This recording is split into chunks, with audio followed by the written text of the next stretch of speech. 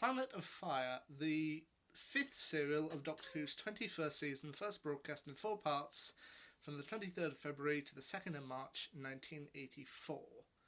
Now, in this particular story, the fifth Doctor, played by Peter Davison, and his companion Vizsla Turlough, played by Mark Strickson, they end up visiting a small area of Lanzarote, where Turlough ends up rescuing a young woman named Peri Brown, played by Nicola Bryant, who would go on to become companion Peri Brown.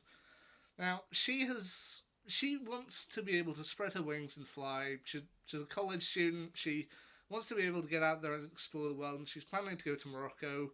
But due to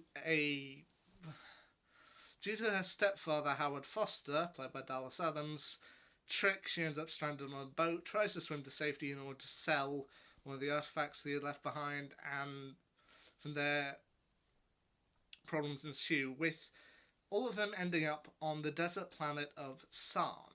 Now, they end up being led there as the other companion of this story, Chameleon, played once again voiced by Gerald Flood, suddenly starts receiving kind of glitches, and they eventually are sent to Sarn, where Chameleon's body and mind is once again taken over by the Master, played by Anthony Ainley.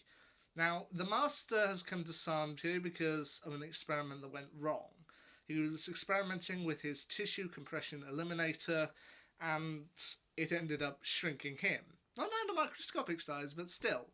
Now the only thing about him was his ego. Ba-dum-tsh. Okay, so now the Master has specifically come to Sarn because he wants to make use of their numismaton gas, a gas which is in plentiful supply on the planet Sarn. Now, on Sarn, you have a group of people who are led by a man named Timonov, played by Peter Wingard, and he and his kind of followers, they worship a fire god called Logar, except for two kind of people who end up climbing up to the top of the mountain in order to kind of praise Logar or find out more about Logar, only to find nothing there, so they become disillusioned with him. Now, this was the last story to involve Mark Strickson as Turlough. This was his big departure.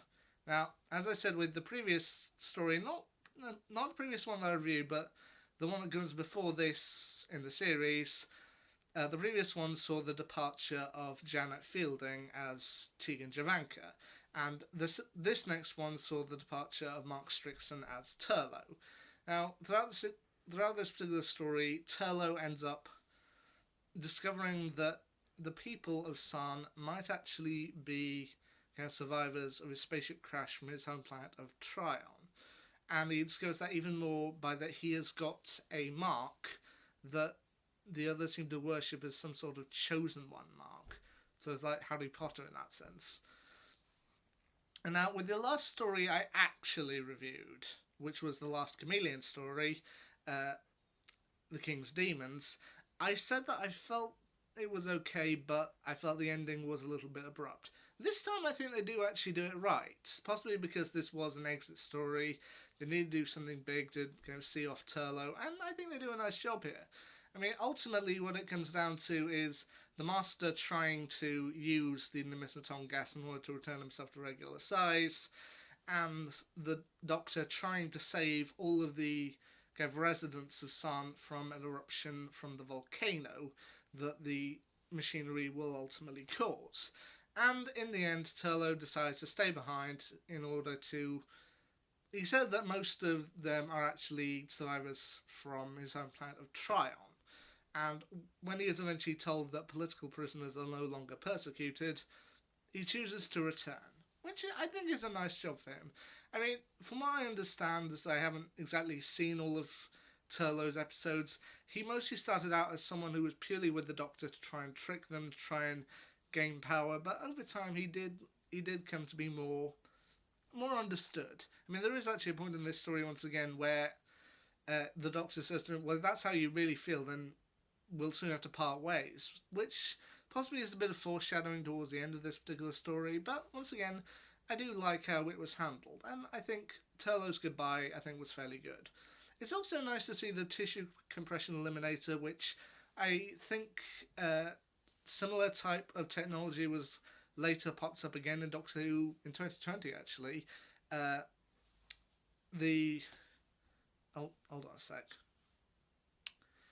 Sasha Dwan's master, I believe, ends up using something similar in Spyfall, and also later uh, the Timeless Children. So yeah, well, it's nice to see the kind of early version of this technology shrinking people down. Yeah, I see it. Now, as I said, I don't necessarily think this is a great story, but it is a good exit story for Vizsla Turlough, Mark Strickson. It was nice to see him, and I personally think it's a good departure for him and a good introduction for Perry Brown. Now, of course, the next story would be Peter Davison's last story, that being the Caves of Androzani, but for a first go, I think this is pretty good. And actually, for me, that wraps up season 21. I've now ended up watching and reviewing every single story from season 21 of Doctor Who. Warriors of the Deep, The Awakening, Frontios, Resurrection of the Daleks, Planet of Fire, The Gate of Androzani, and the Twin Dilemma. So that's it for season 21. I didn't end up seeing them in the intended order, but you know what? That's time travel for you. So with the next, if you're following the playlist, which should be somewhere over here, then the next story that you're going to see me review is one I did a while ago of the Caves of Androzani. But in terms of what the actual review of a story that I'm going to be watching through next, once again, I don't know. I'll have to wait and see what time brings up. Anyway, until then, see ya.